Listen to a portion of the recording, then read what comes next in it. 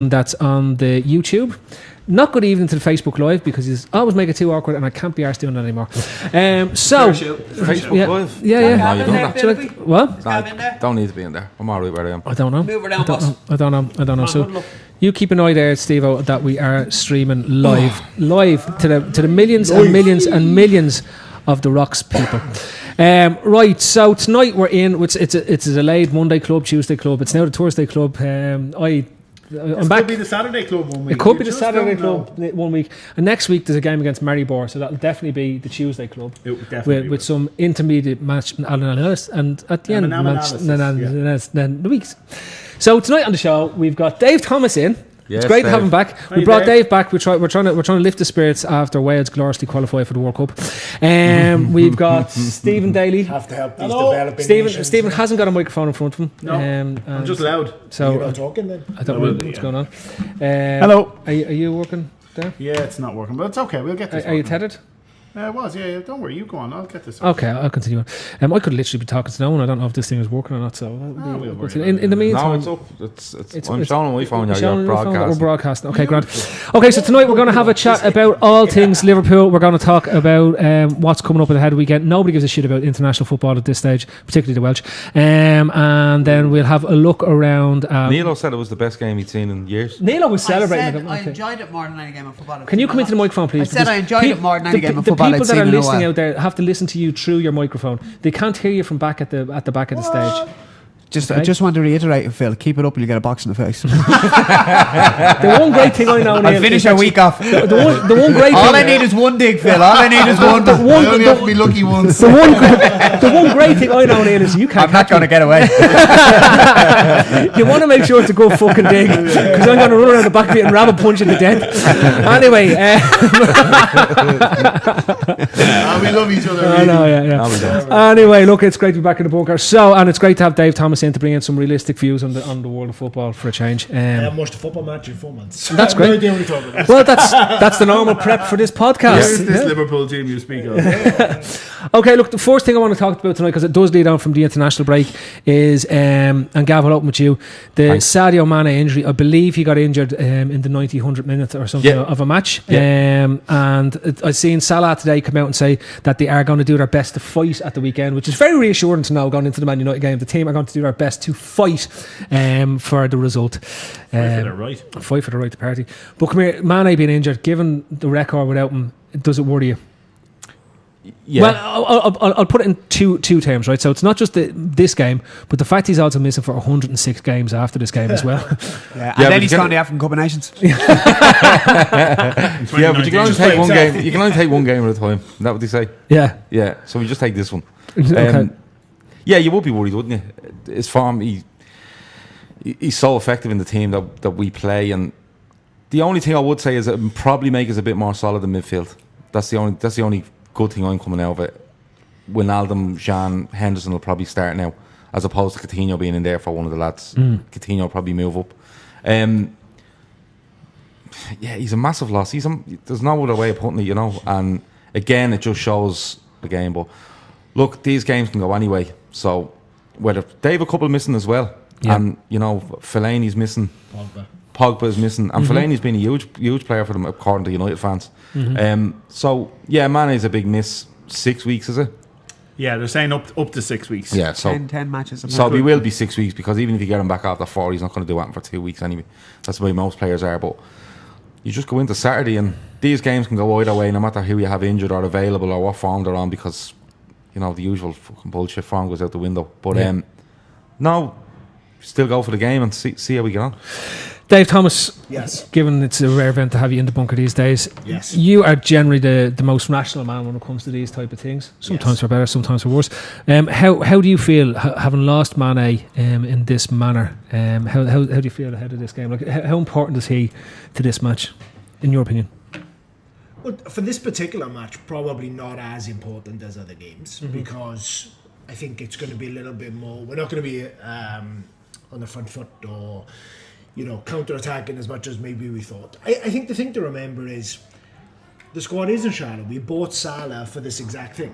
Yeah. Right? That if we lost Mane, that we'd have someone with pace to come in. Salah has played very well. You move Coutinho back into the front three. Coutinho played very well there last year. He's played very well since he's come back. The real worry for me is not so much. Mane being injured is a loss. He's been very good for us, but it's Firmino's lack of form at the moment. I think is probably a bigger concern. The other thing, I think Wijnaldum is training today, so it's whether I don't know if Wijnaldum's going to be fit. So it could end up being Henderson, Jean, Oxlade-Chamberlain in the middle, and then the front three of Coutinho, Firmino, and Salah. I could see Steve-O's fucking heart sinking as you said that. So for me, it's I don't think the squad is necessarily that shallow. On the flip side, I think Mane's been better this season than he was last season. So far he's been better. So, but look, we're good enough to beat them. We're good enough to beat them with what we've got, and we're going to get injuries. We're going to lose key players. That's going to happen. The squad needs strengthening in January if we're really going to kick on. But for now, that's why we bought Salah. It's for this reason that if you. But sorry, my only point on the squad being a bit shallow was you seen at the end of last season Coutinho being moved back into this three in midfield. Yep. The only point I have on that is if Mane is out, we should have somebody tailor-made. Not as good as Mane because he's an exceptional player. But what I mean is, instead of having to move Coutinho back out of this position he's been moved into over the last 6 months or so, you're having to move him, and then you're having to move him, and you're having to bring someone else in. That's the only point I was making with regards to being shallow. Because if you had somebody like name a winger, Markovic. Don't name him. But what I'm saying is, if you had somebody of not as equal quality as Mane, but somewhere in around that, where he could come in directly for him, rather than having to move Coutinho back into a position that he'd been moved out of 6 months ago. But you know what's funny, right, is that Coutinho in midfield, people were like, oh my God, Coutinho in midfield and those three ahead of him, it'd be amazing. I don't think he's played well in midfield. All of his positive contributions have come when he's been further forward, and I don't think he scored wonder goals, but you kind of got to take that out of Coutinho's game a little bit and look at his all-round play. I don't think he's been great in the middle three. Now he's only getting used to it, and he's not fit and all that. Everybody's making an assumption at the minute that he's going to come into that front three. I haven't seen anything from Klopp to say that that's going to happen. So what's to say that? Sturridge, what's to say that? The Sturridge come in, Steve. You're right. Yeah, you know what I mean. Like Mane could be out, Sturridge could come in, Firmino could go out wide, and Solanke could come central. That'd be a big worry for me. Moving Firmino out central is. But he's been absolutely abysmal centrally as well. Yeah, but look, he probably has been. But at the end of the day, you play someone in their best position. All right, his form isn't great, but this is a game where he could really, But this is also the game that you have to take a half chance, and that's not Roberto Firmino's best attribute. He needs a few chances. This is the game whereby you grab one chance and you take it, and it could be a 1-0. And who do you think is good enough to do that? James McLean. James McLean. Word on the grapevine, he's been released by West Brom, and we signed him as a free agent for the weekend. Because if the argument is Sturridge, I'm sorry, that doesn't stack up. Yeah, it doesn't stack up for me, no. No, listen, Sturridge has been poor, and no one really can argue that too much, given his last game. We shouldn't have kept Origi. We should have kept Origi. He'd be just as bad. He'd be just as bad. We should have bought a striker, but let's not get into that because we didn't. Let's go to some questions. I think, actually, before we go on there, I think our concerns are misplaced a little bit at the minute. I have something to say. And I want to come back to your concerns in a minute, right? Thanks, just on the Sturridge, I won't. I know, Neil, I just love annoying you, man. No, I only bring you in to annoy you. Good at it. I know. You're a fucking expert at this stage. Go on, what are you going to ask? On the Sturridge thing, right? Yeah. Does he tend not to perform at his best in these bigger type games? No, he tends not to perform at his best because we play him up front on his own. I don't disagree with that. So stop doing that. Play Firmino and him up top, and play Salah on the left, Oxlade-Chamberlain on the right, and play two in midfield. Or do something different. I honestly, the more we go into this, the more I'm fucking baffled at why we signed Oxlade-Chamberlain. Every time I know this. Happened with United over the last what amount of years. They give kids a chance in these big games, and to be fair, in saying that, he gave Trent Alexander-Arnold his debut, was it, or his full debut anyway, I think, in this very game last season, or it might have been at Old Trafford, but it was the early game in the season, wasn't it? It was, so what's to stop him giving Solanke a start? But why would you? I don't understand the desire to do something really different in this game. The difference between us being a very good side over the last few games and the results we've had have been very small margins. It's not like we've been a million miles away. We should have probably won every game, apart from the City game. Every game that we haven't won, we should have won. We were by far the better side. We created loads of chances.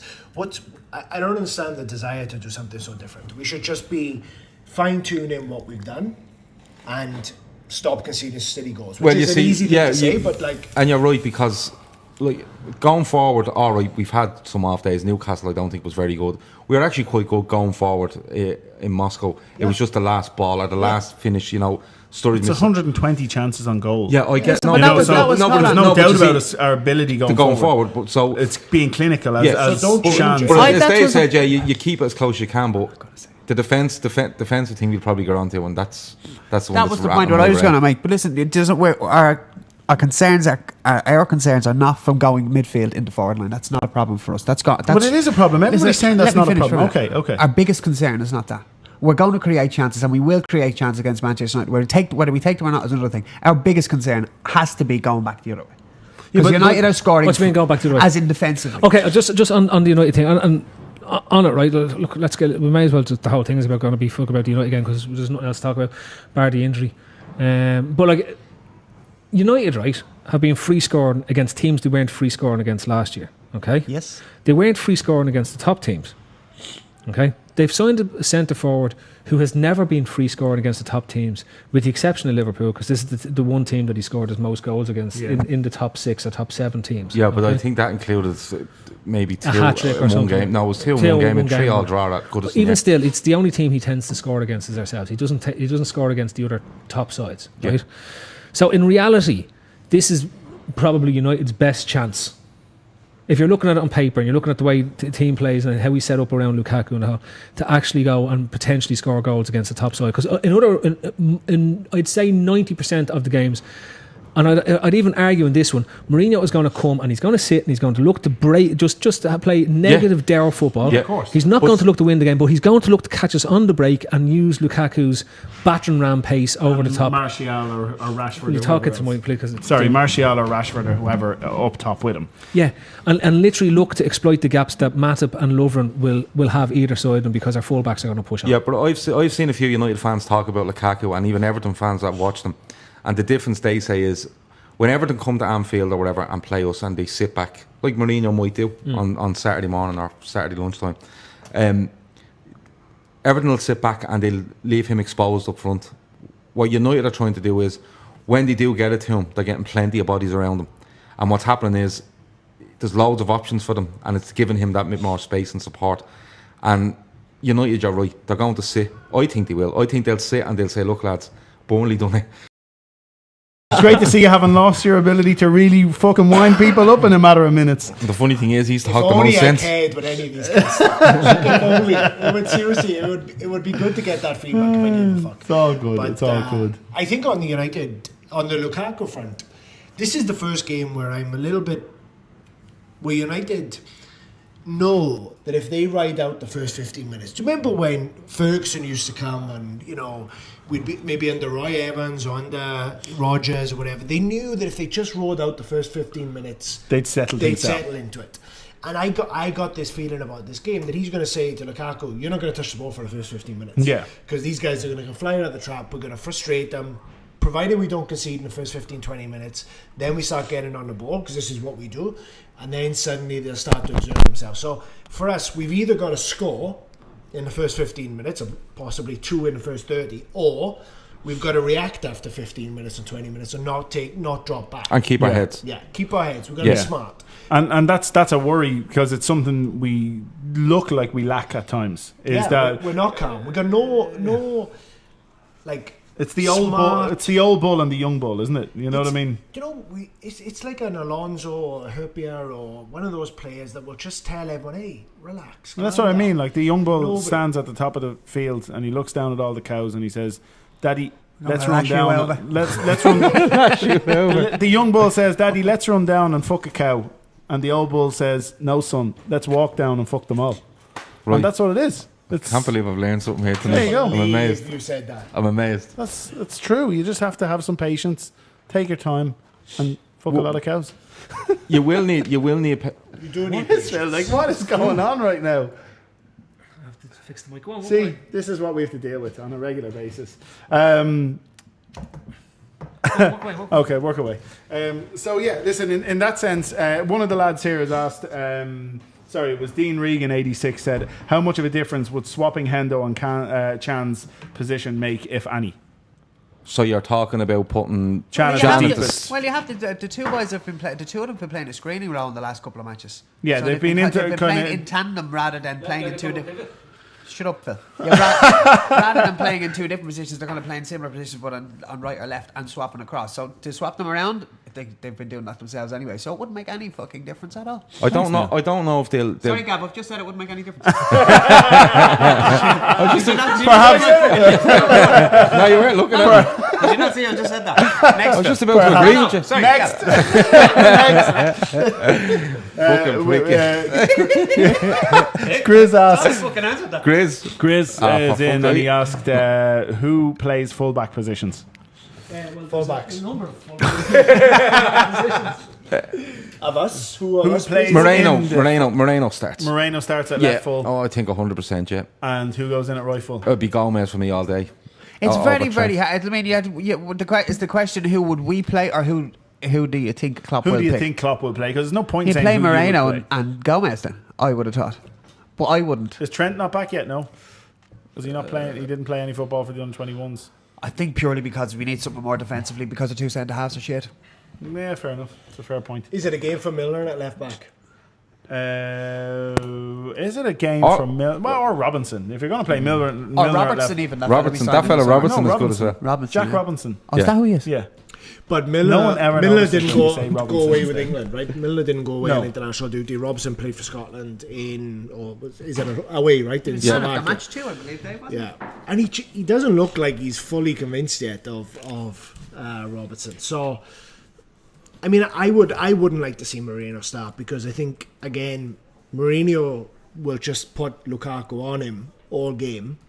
You know, long balls from Matic up to Lukaku on Mourinho, and that's the game then. As you were saying, you know, you get Mata, Rashford, Martial, whoever, you know, Mkhitaryan, whoever's playing around him, and suddenly we're stretched. Yeah. So I'd prefer to see you know, a more traditional left back play. The only thing about Moreno starting will be his pace. And if you're playing the likes of Rashford and Martial wide or Mkhitaryan, they have got pace, and I think that's what might do it for Moreno. But can I just say one more thing as well, which is that I think that, you know, Lovren gets shitloads of criticism, right? But Lovren and Moreno together is the problem, right? Yeah, Lovren, when Milner played, did pretty well. Lovren, when he plays with Robertson in that one game, looked okay. Moreno is the problem. Moreno and Lovren together, because they're both so positionally poor, right? That they both like to go and try and win the ball early, Yeah. right? Yeah. So they never cover each other. Yeah.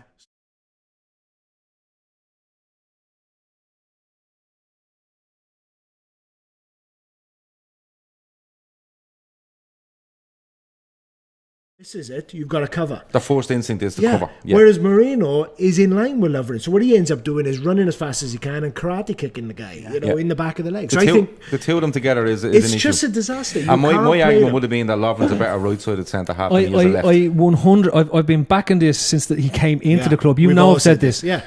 And every When time, Lovren and Sacco together was probably the best we've had, right? And he played right-sided. and he played right side of that partnership, right? And even every time he plays that, it's a bit like the Glenn Johnson at left back thing, right? He had to concentrate more when he went into his unnatural side, if you know what I mean, in terms of his preferred place.